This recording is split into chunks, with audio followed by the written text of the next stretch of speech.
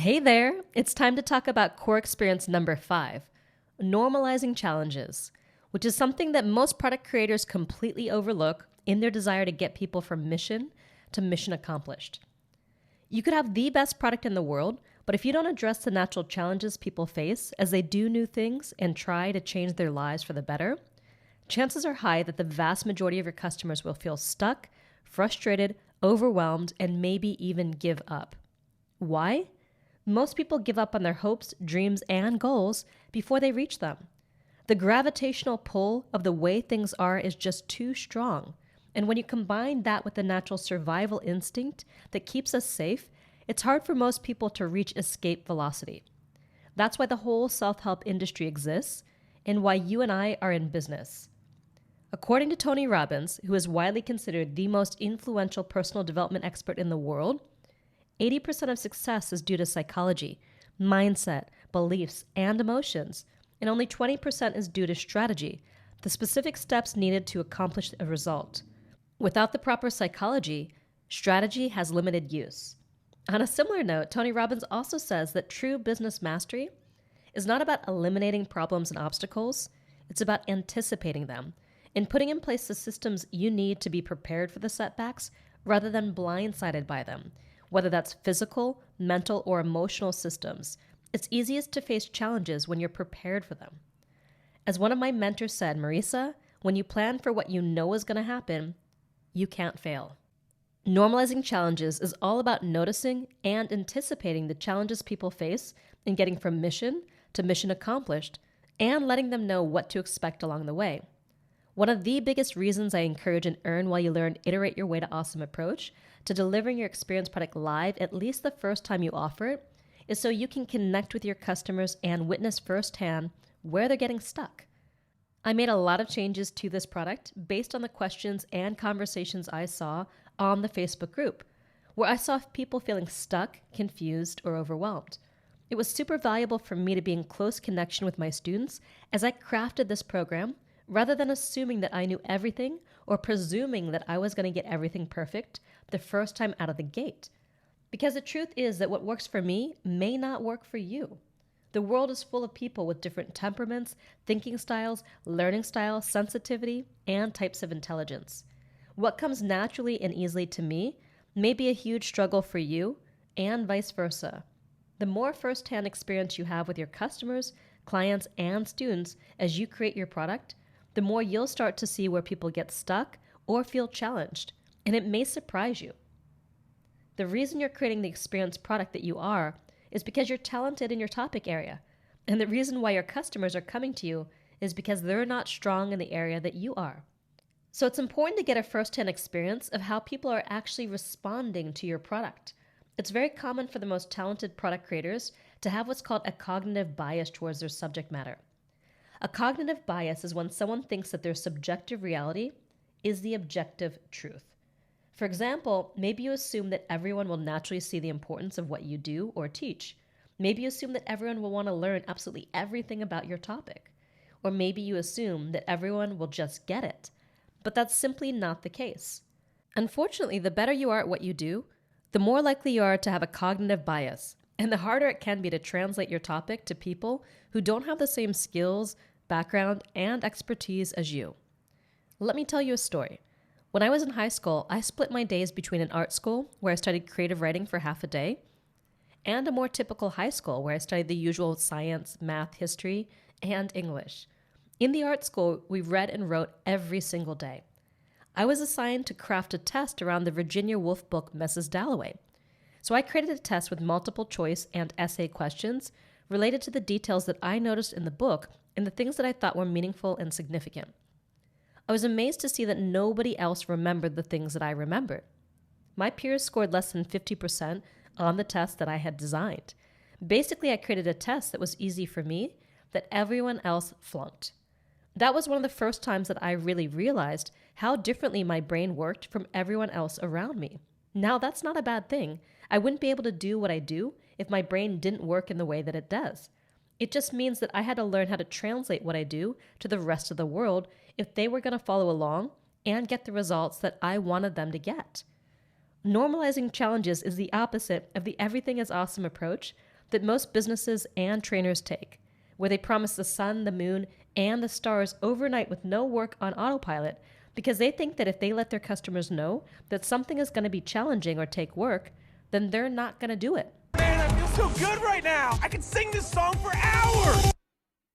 Everything is awesome. When you're part of a team. The problem with this approach is that the moment their customers face a challenge, they're completely unprepared for it, and it can take them out of the game pretty much instantly. Or if it doesn't take them out of the game, they'll get frustrated and start to doubt themselves and their ability to get to mission accomplished.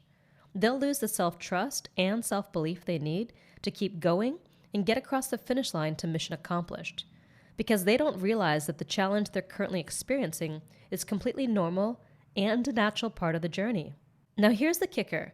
Many people have been raised since childhood with a fixed mindset rather than a growth mindset that supports their success. So you actually have to help your students rewire their belief system to succeed. This is an advanced concept, so let me explain, since this could make the difference between your customer succeeding or failing, and it could also mean the difference between you succeeding or failing.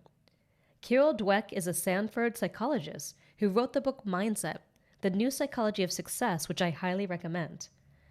Dweck discovered that one of the most basic beliefs about ourselves is how we view and inhabit what we consider to be our personality. She identifies two mindsets, the fixed mindset and the growth mindset, that creates many of our behaviors, our relationship with success and failure, and our capacity for happiness.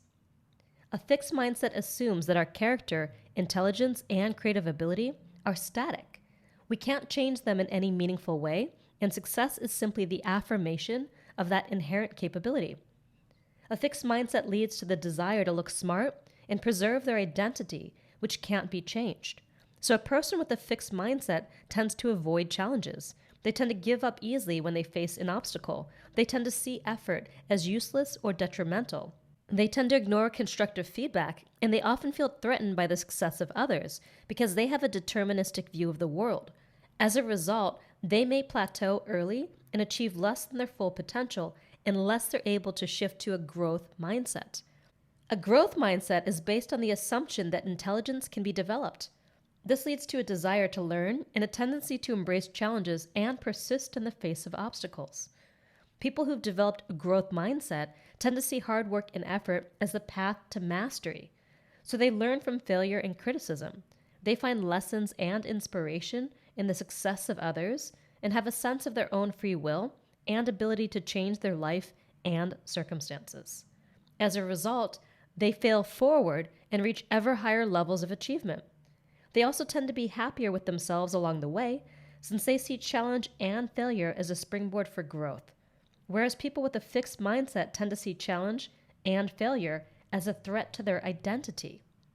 It's so important to support your students, customers, and clients to develop the psychology of success and to evolve into a growth mindset that I'm going to read an extensive section from Carol's book.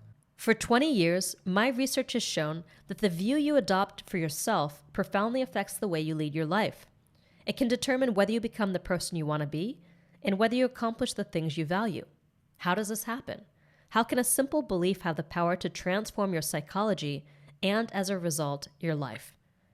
Believing that your qualities are carved in stone, the fixed mindset creates an urgency to prove yourself over and over. If you only have a certain amount of intelligence, a certain personality, and a certain moral character, well, then you'd better prove that you have a healthy dose of them.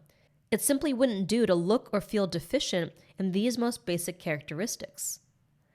I've seen so many people with this one consuming goal of proving themselves in the classroom, in the careers, and in their relationships. Every situation calls for confirmation of their intelligence, personality, or character. Every situation is evaluated. Will I succeed or fail? Will I look dumb or smart? Will I be accepted or rejected? Will I feel like a winner or a loser? There's another mindset in which these traits are not simply a hand you're dealt and have to live with, always trying to convince yourself and others that you have a royal flush when you're secretly worried it's a pair of tens. In this mindset, the hand you're dealt is just the starting point for development. This growth mindset is based on the belief that your basic qualities are things you can cultivate through your efforts. Although people may differ in every which way, in their initial talents and aptitudes, interests, or temperaments, everyone can change and grow through application and experience. Do people with this mindset believe that anyone can be anything? That anyone with proper motivation or education can become Einstein or Beethoven? No, but they believe that a person's true potential is unknown and unknowable, that it's impossible to foresee what can be accomplished with years of passion, toil, and training. Why waste time proving over and over how great you are when you could be getting better? Why hide deficiencies instead of overcoming them? Why look for friends or partners who will just shore up your self-esteem instead of ones who will also challenge you to grow? And why seek out the tried and true instead of experiences that will stretch you? The passion for stretching yourself and sticking to it, even or especially when it's not going well, is the hallmark of the growth mindset. This is the mindset that allows people to thrive during some of the most challenging times in their lives. According to a poll of 143 creativity researchers, the number one trait that determines creative achievement or how you bring new things into your life is the resilience and perseverance provided by a growth mindset. When you enter a mindset, you enter a new world. In one world, the world of fixed traits, success is about proving you're smart or talented, validating yourself. In the other, the world of changing qualities, it's about stretching yourself to learn something new, developing yourself. In one world, failure is about having a setback, getting a bad grade, losing a tournament, getting fired, getting rejected. It means you're not smart or talented. In the other world, failure is about not growing, not reaching for the things you value. It means you're not fulfilling your potential. In one world, effort is a bad thing. It, like failure, means you're not smart or talented. If you were, you wouldn't need effort. In the other world, effort is what makes you smart or talented. So your job as a transformational leader is to prepare your students, clients, and customers for the bumps on the road while helping them cultivate a growth mindset. Because anytime someone sets out to do something worthwhile, regardless of what it is, chances are it's not going to be easy. The biggest wins in life involve some blood, sweat, and tears. There will be challenges along the way, I promise you that. Changing your life, developing new skills, and accomplishing big goals takes a lot of effort, and sometimes things just don't go as planned. It's important to prepare your customers for the specific challenges along the way so they know what to expect. Kind of like the journal that Indiana Jones's father Henry left him on his search for the Holy Grail.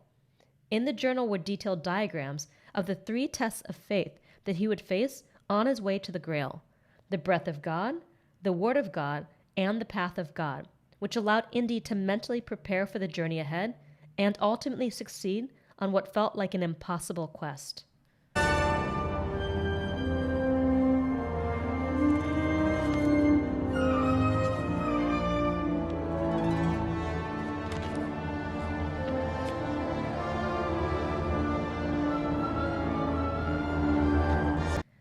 When you show your customers that you understand the journey that they're on and take the time to talk about the challenges and normalize them as a core part of the journey, they feel more prepared and relieved.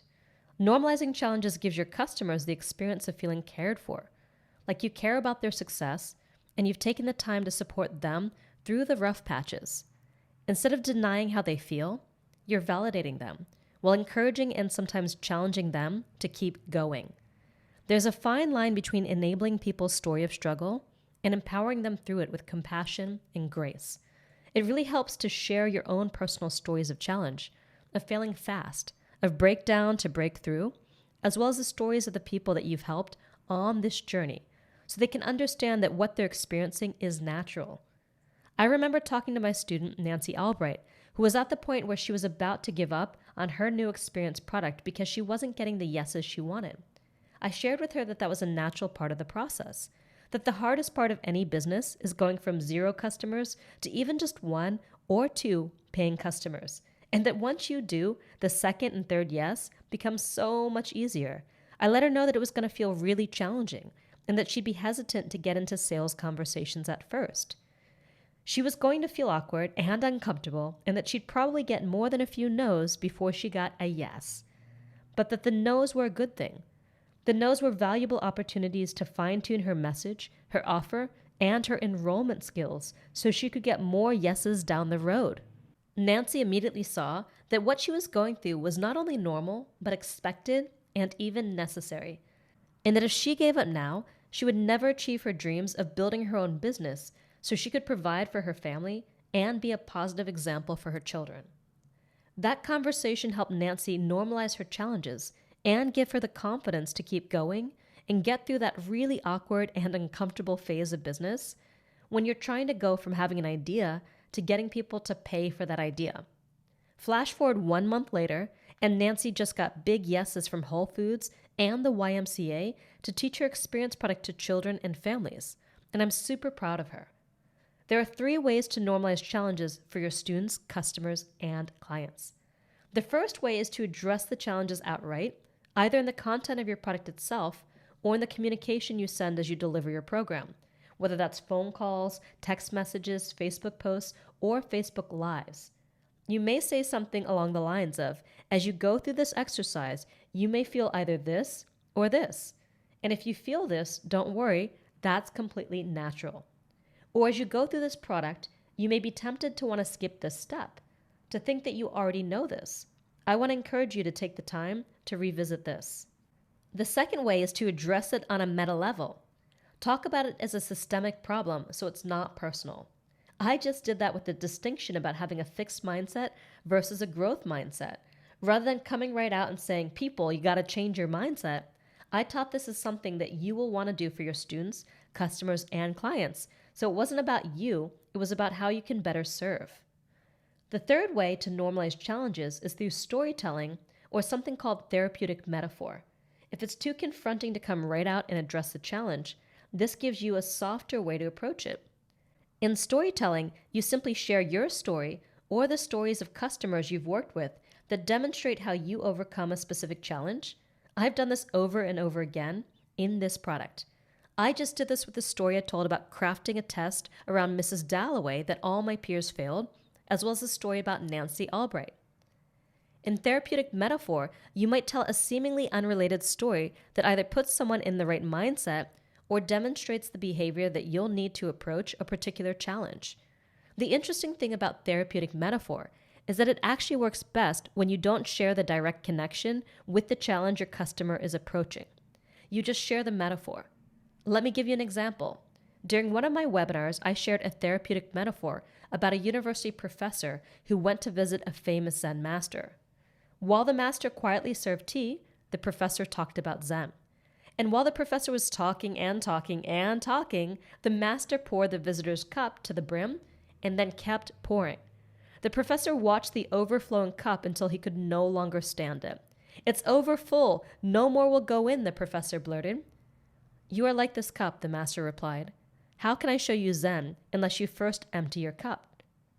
What behavior do you think I was trying to encourage, or what challenge do you think I was trying to address with this therapeutic metaphor? Take a guess. That's right. I was trying to encourage being open to a completely new approach, not to come in with the preconception that you already know everything there is to know. Because the truth is that most of what's taught about most topics doesn't work.